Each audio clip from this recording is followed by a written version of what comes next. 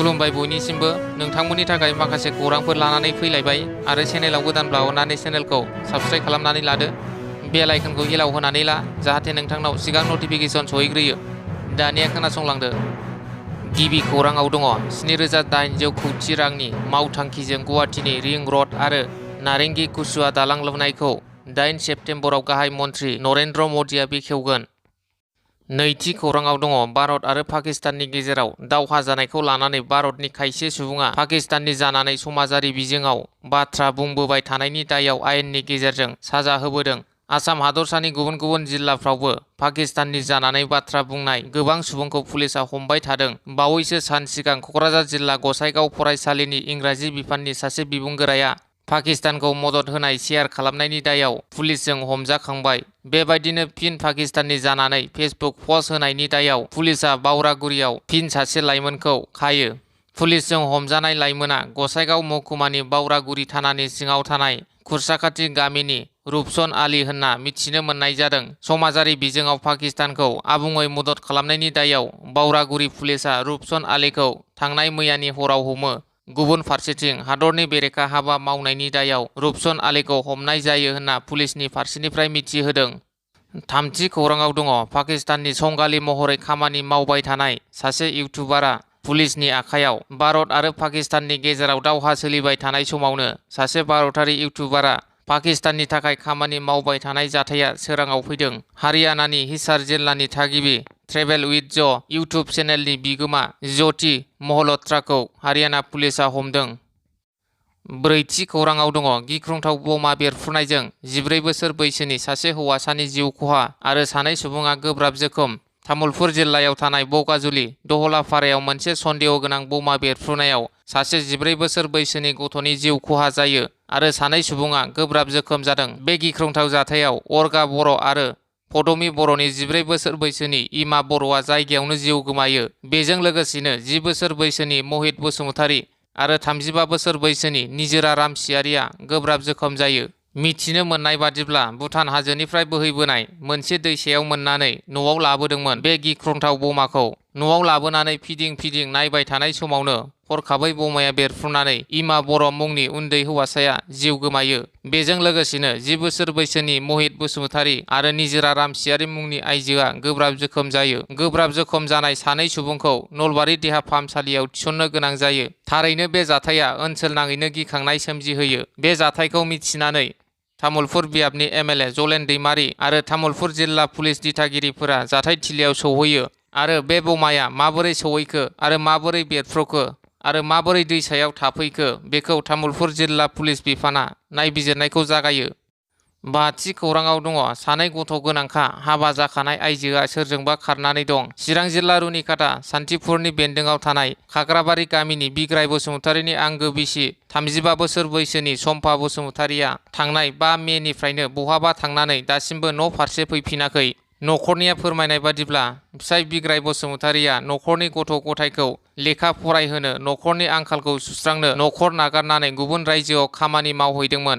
लोगोसे सम्फा बसुमतारीया स्कुटि सालायनानै आखाइ बायनायखौबो अपारेसन खालामनाया 3 दानबो जायाखैमोन। बेहायनो न'खरनि गथ' गथाय फिसायखौ नागारनानै बहाबा थांनानै खारनानै दंहैयो। बेनिखायनो जुदि सोरबाफोर बे आइजोखौ नुसनबायोब्ला 6900544775 मबाइल नाम्बारनि गेजेरजों फोरमायहरनो खावलायदों फिसाय बिग्राय बसुमतारीया। द'थि खौराङाव दङ बाक्सा जिल्लानि आथियाबारियाव बिपिएफनि गुन्डागिरि मिस्ट्रिनि खामानि मावनाय सुबुंखौ बिपिएफनि सोद्रोमाफोरा बुनो नागिरनायनि अजद। बाक्सा जिल्लानि आथियाबारियाव आदर्श खिखरसालिनि एबा टयलेट लुबाय थानाय मिस्ट्रिखौ बिपिएफनि माखासे सोद्रोमाफोरा बुनो नागिरनायनि अजद थिखांदों। साखाथिनि रायजोफोरा फोरमायथिनाय बादिब्ला रायजोफोरनि सुबिदानि थाखाय आदर्श खिखरसालिनि खामानि मावबाय थानाय सानैसो बिपिएफनि सोद्रोमाफोरा मिस्ट्रिनाव गोबाव समनिफ्रायनो रां दाबिबोबाय थादों आरो बे रांखौ होआब्ला बुनो थाखाय हुमखि होबाय थादों होनना बिपिएफनि बेफोरबादि गुन्डागिरि खालामनाय महन बर' आरो मुगेन बर'नि हेंथायै आथियाबारि पुलिस थानायाव गसर थिसननाय जायो। बाक्सा जिल्लानि आथियाबारियाव बिपिएफ दोलोनि सोद्रोमाफोरा गुन्डागिरि खालामनाय रां दाबि खालामनाय जाथायखौ लानानै ओनसोलनि रायजोफोरा खुद्रिखांदों। बेफोरबादि दादागिरि खालामनाय आखल आखुखौ गारनो थाखाय बेजों लोगोसेनो बे जाथायनि सायाव नायबिजिरनो थाखाय पुलिस बिफानखौ खावलायदों। स्निथि खौराङाव दङ बासबारि दख'रा एबसुआ देग्लायनि मेट्रिक आनजादाव बर' बिजोंजों फरायनानै सेथि मासि आवग्रिनो हानाय फरायसाफोरखौ बरायदों। क'क्राझार जिल्ला परबतजरा महकुमानि सिङाव थानाय बासबारि दख'रा एबसुआ 2025 इं मायथाइनि मेट्रिक आनजादाव बर' बिजोंजों फरायनानै सेथि मासि आवग्रिनो हानाय फरायसाफोरखौ मैया बासबारि यतीन्द्रनाथ मोसाहारि फरायसालिमायाव बरायदों। बे बरायनाय हाबाफारियावनो नुजाफैनो हादों मिरु एबसुनि सुबुं फोनांजाब नेहाथारि सोमदोन ब्रह्म आरो क'क्राझार जिल्ला एबसुनि आफादगिरि कृपेश दैमारि लोगोसे बिथांमोननि सोद्रोमा आरो ओनसोलनि मेलेमजिबि सानसुमैफोरा। 8थि खौराङाव दङ फरायसाफोरनो रांखान्थि अनसुंथाइ गथायदों इउपिपिएलनि दैदेनगिरि अशक गयारिया देग्लायनि 2025 इं मायथाइनि मेट्रिक आरो हायार सेकेन्डारि जोबथा आनजादाव उथ्रिसार जानो हानाय फरायसाफोरखौ थुलुंगा होनायनि असिलायै बरायनायजों लोगोसे रांखान्थि अनसुंथाइ गथायदों। इउपिपिएलनि दैदेनगिरि अशक गयारिया थांनाय माखासे सानफोरनिफ्रायनो इउपिपिएलनि दैदेनगिरि अशक गयारिया देबोरगाव बिटिसि बियाबनि सिङाव थानाय दाब दाब गामिफोराव देग्लायनि मेट्रिक आनजाद आरो हायार सेकेन्डारि जोबथा आनजादाव उथ्रिनाय गोरिब थाखोनि फरायसाफोरखौ बरायनाय हाबाफारि लादों। मावरियागाव प्राइमारिनि इउपिपिएलनि दैदेनगिरिफोरनि नुजाथिनायाव मैया समाज सिबियारि आरो इउपिपिएलनि दैदेनगिरि अशक गयारिया बरायनाय हाबाफारिनि गेजेरजों मावरियागाव प्राइमारिनि सिङाव थानाय गुबुन गुबुन गामिफोरनिफ्राय देग्लायनि मेट्रिक आरो हायार सेकेन्डारि जोबथा आनजादाव उथ्रिसार जानो हानाय सा 50नि बांसिन गोरिब नखरनि फरायसाफोरखौ बरायनायजों लोगोसे फरायसाफोरनो रांखान्थि अनसुंथाइ गथायनानै होयो। अशक गयारिनि बेबादि हाबाफारि लानायखौ फरायसाफोर, दिथागिरि आरो ओनसोलनि सुबुंफोरा बाख्नायनायजों लोगोसे अशक गयारिनिसिम साबायखर जासिदों। 9थि खौराङाव दङ अस्ताद कामिनी कुमार नार्जारी, जोहोलाव नीलेश्वर ब्रह्म आरो गसाइगाव सहराव बड'फा उपेन्द्रनाथ ब्रह्मनि मुसुखाखौ मैया बेखेवबाय।